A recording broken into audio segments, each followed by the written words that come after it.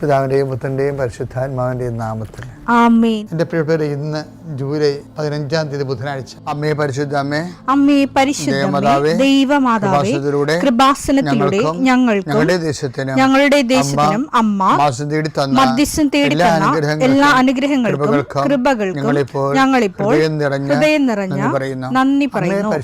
അമ്മേ പരിശുദ്ധമേ, ദൈവമാതാവേ, 2004 ഡിസംബർ 7 ഉച്ചകഴിഞ്ഞ് 2:30 കൃപാസനത്തിൽ സംഭവിച്ച അമ്മയുടെ പ്രത്യക്ഷപ്പെടലിനെക്കുറിച്ച് തിരുസഭയ്ക്ക് സമർപ്പിച്ചിരിക്കുന്ന പഠനരേഖകളുടെ മേൽ സഭാത്മകമായ പഠനം ആരംഭിക്കുവാൻ ഞങ്ങൾ പ്രാർത്ഥിക്കുന്നു. അമ്മേ പരിശുദ്ധമേ, ഭൂസ്വർലോകങ്ങളുടെ രാജ്ഞിയായ അങ്ങേയ്ക്ക് ഭൗമസംരക്ഷണത്തിനായി പ്രപഞ്ചപ്രകൃതിയെ തന്നെ തിരുസഭ പ്രതിഷ്ഠിക്കുവാൻ ഈ പ്രത്യക്ഷീകരണം വഴി ഇടയാക്കണമേ. പരിശുദ്ധമേ, ജപമാല മാതാവേ, സകല കൃപാസനം പ്രാർത്ഥനയോടും ചേർത്ത് ഞങ്ങളിപ്പോൾ പ്രാർത്ഥിക്കുന്ന ഈ കുടുംബത്തിന്റെ പ്രത്യേക നിയോഗം പറ മക്കളെ.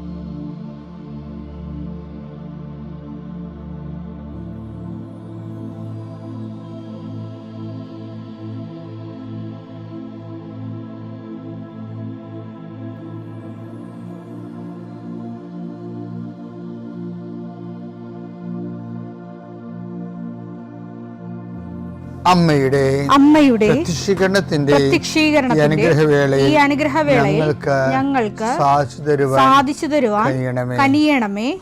ആമേൻ. വിശ്വാസ പ്രമാണം. സർവശക്തനായ പിതാവും ആകാശത്തിന്റെയും ഭൂമിയുടെയും സൃഷ്ടാവുമായ ദൈവത്തിൽ ഞാൻ വിശ്വസിക്കുന്നു. അവിടുത്തെ ഏകപുത്രനും ഞങ്ങളുടെ കർത്താവുമായ ഈശോമിശിഹായിലും ഞാൻ വിശ്വസിക്കുന്നു.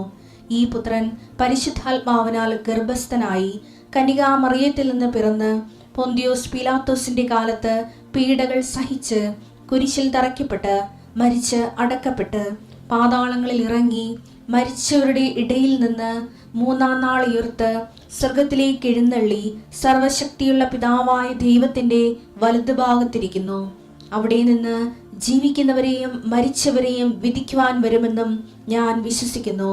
പരിശുദ്ധാത്മാവിലും ഞാൻ വിശ്വസിക്കുന്നു.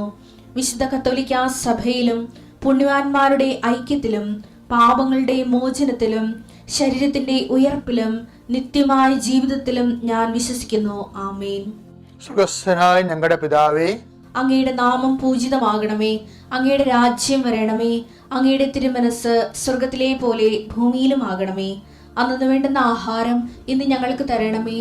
ഞങ്ങളോട് തെറ്റ് ചെയ്യുന്നവരോട് ഞങ്ങൾ ക്ഷമിക്കുന്നത് പോലെ ഞങ്ങളുടെ തെറ്റുകൾ ഞങ്ങളോടും ക്ഷമിക്കണമേ. ഞങ്ങളെ പ്രലോഭനത്തിൽ ഉൾപ്പെടുത്തരുതേ, തിന്മയിൽ ഞങ്ങൾ രക്ഷിക്കണമേ. ആമേൻ. നന്മ നിറഞ്ഞ മറിയമേ, സ്വസ്തി. കർത്താവ് അങ്ങയുടെ കൂടെ സ്ത്രീകളിൽ അങ്ങ് അനുഗ്രഹിക്കപ്പെട്ടവളാകുന്നു. അങ്ങയുടെ ഉദരത്തിൻ ഫലമായി ഈശോ അനുഗ്രഹിക്കപ്പെട്ടവനാകുന്നു.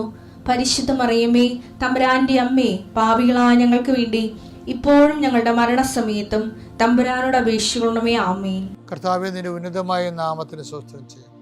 കർത്താവേ, നിന്റെ വിശുദ്ധ പൗരോഹിത്യത്തെ മഹത്വപ്പെടുത്തണമേ. കർത്താവെ, സഭയിലുള്ള സാന്നിധ്യം പ്രകടമാക്കണം. 40 വർഷം ഞാൻ അർപ്പിച്ച കൃപാന്റെ യുഗതിയാണ്. കൃപാസ്ഥാനത്താറെ ജീവനോടെ പ്രത്യക്ഷപ്പെട്ട മാതാവിന്റെ മാധ്യസ്ഥ ഇന്ന് അങ്ങയുടെ മക്കളെ പ്രാർത്ഥന കൂടുന്ന എല്ലാ മക്കൾക്കും വേണ്ടി പ്രാർത്ഥിക്കുകയാണ്. കർത്താവെ, നിരാലംബരായിട്ടുള്ള മക്കളെ ഞങ്ങൾ തിരിച്ച് ഇപ്പോഴ് അങ്ങയുടെ തിരുസന്നിധിയിൽ വേദനയോടെ ഓർക്കുന്നു.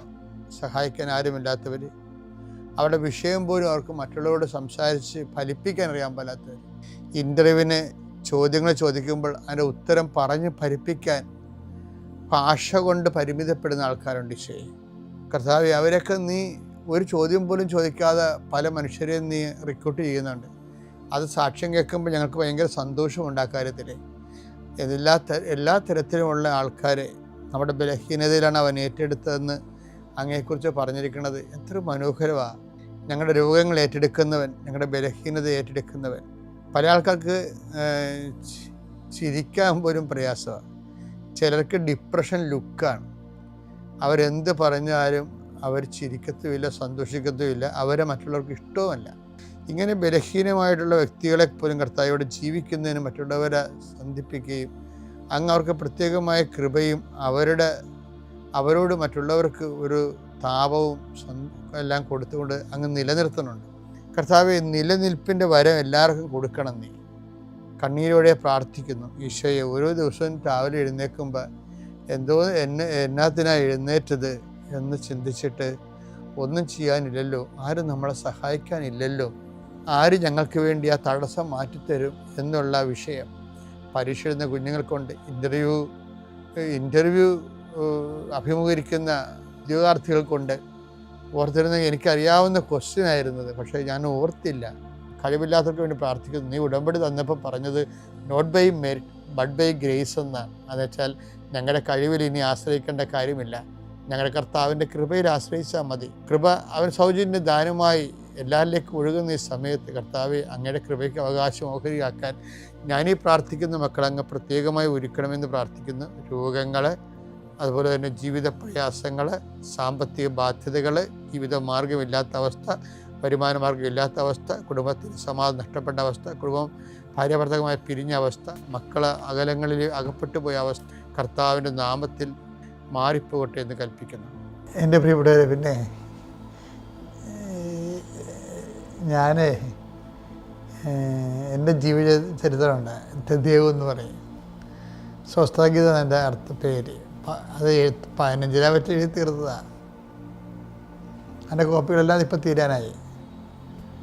അത് വലിയ പുസ്തകമാണ്, 2000 പേജുള്ള പുസ്തകം.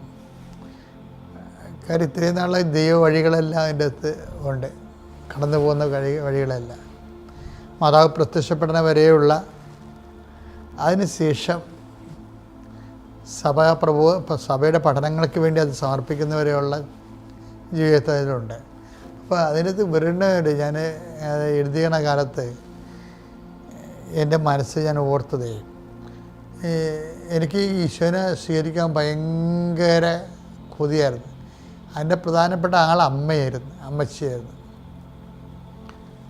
അപ്പച്ചനാണ് എല്ലാ കാര്യത്തിനും ഇടപെട്ടെന്നെ പഠിപ്പിക്കണമെങ്കിലും ഈ ഈശോയെക്കുറിച്ചും കുർബാനയെക്കുറിച്ചും പള്ളിയിൽ പെരുമാറുന്നതിനെക്കുറിച്ചും ഒക്കെ പറഞ്ഞു തരണത് ദുഃഖ വെള്ളിയാഴ്ച, വലിയ വെള്ളിയാഴ്ച, വലിയ ദിവസങ്ങൾ അപ്പൻ അതിനെക്കുറിച്ച് പറയും. പക്ഷെ അമ്മ അതിനെക്കുറിച്ച് എങ്ങനെ പെരുമാറേണ്ടത്, എങ്ങനെ എല്ലാം പറഞ്ഞു തരും. അപ്പോൾ എനിക്ക് ഈശോനെ സ്വീകരിക്കുന്ന വേദപാഠത്തിന് വേണ്ടി വിട്ടപ്പോൾ തന്നെ അമ്മ പറയാൻ തുടങ്ങി ഓരോ കാര്യങ്ങൾ. അപ്പോൾ നമുക്ക് ഭയങ്കര കൊതിയായി ഈശോ നമ്മുടെ ഹൃദയത്തിൽ വരുന്നതിനെക്കുറിച്ച് കൊതി. എനിക്കാണെങ്കിൽ അതൊക്കെ മുമ്പ് എനിക്കൊരു അനുഭവം ഉണ്ടായത് കാരണം എനിക്ക് ഈശോയുമായിട്ട് 2 അനുഭവങ്ങൾ ഉണ്ടായിരുന്നു. ഞാൻ അപ്പനുമായിട്ട് ഈ 2-3 വയസ്സുള്ളപ്പോൾ ലാവമ്പട്ടം നടക്കാൻ പോകുമ്പോൾ ചെമ്പരത്തിക്കാട്ടിൽ ഈശോനെ കണ്ടായിരുന്നു. പക്ഷെ വലിയ രൂപം കണ്ടായിരുന്നു.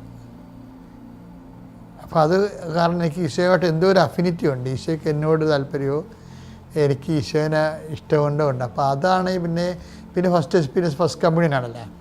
പക്ഷെ ഫസ്റ്റ് കമ്മ്യൂണിയനോട് അടുത്ത സമയത്ത്, ഇത്രയും തീക്ഷണ അടുത്തെങ്കിലും എൻ്റെ കാല് മുഴുവൻ ചൊറി പിടിച്ചു പോയി.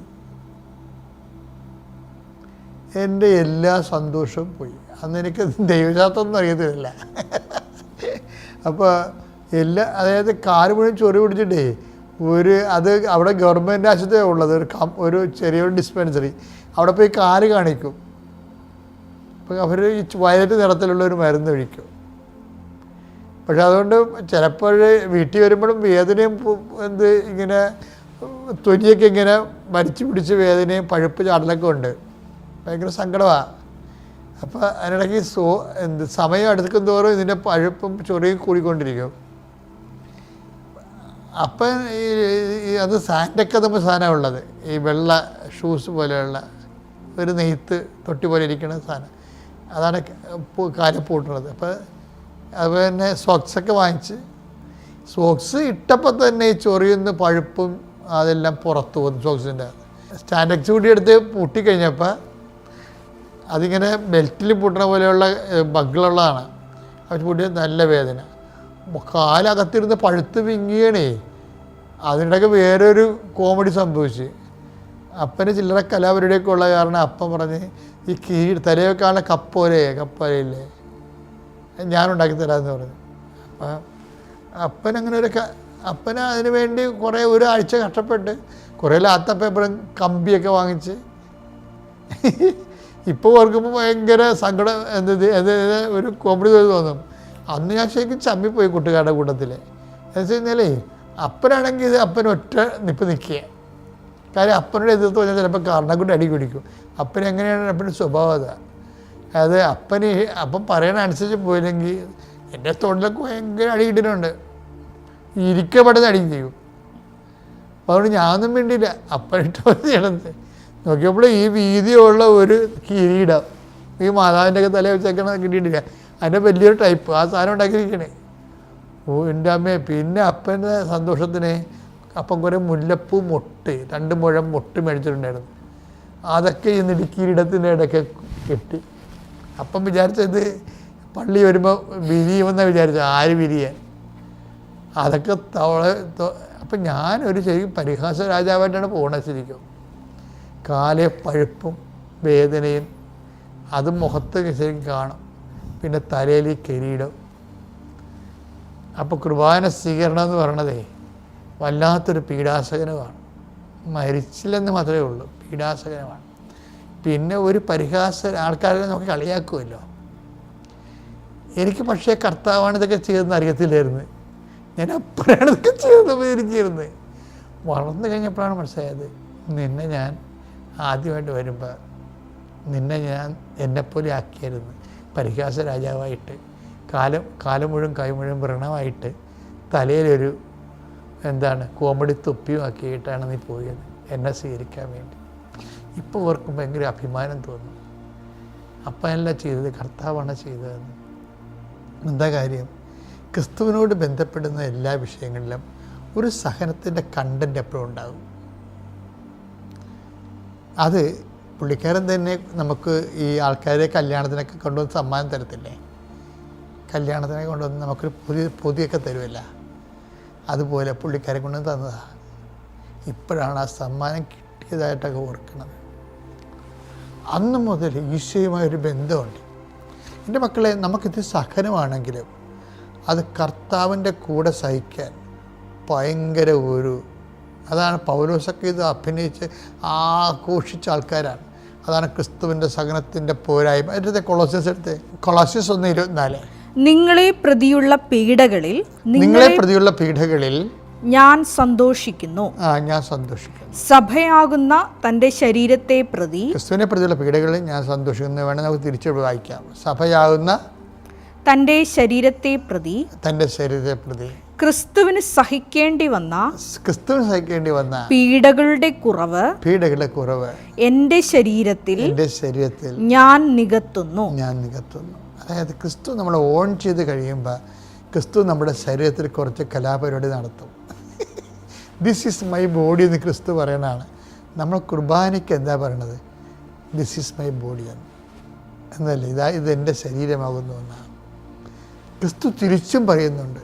നമുക്കൊരു സകലം തന്നു കഴിയുമ്പോൾ ക്രിസ്തു പറയും ദിസ് ഈസ് മൈ ബോഡി എന്ന്. അപ്പോൾ നമ്മൾ കുർബാനയായി. പക്ഷേ ക്രിസ്തുവിൻ്റെ നാമത്തിൽ എടുക്കണം, സന്തോഷമായിരിക്കണം സകലങ്ങളിൽ. പിതാവിൻ്റെയും പുത്രൻ്റെയും പരിശുദ്ധാത്മാവിൻ്റെയും നാമത്തിൽ.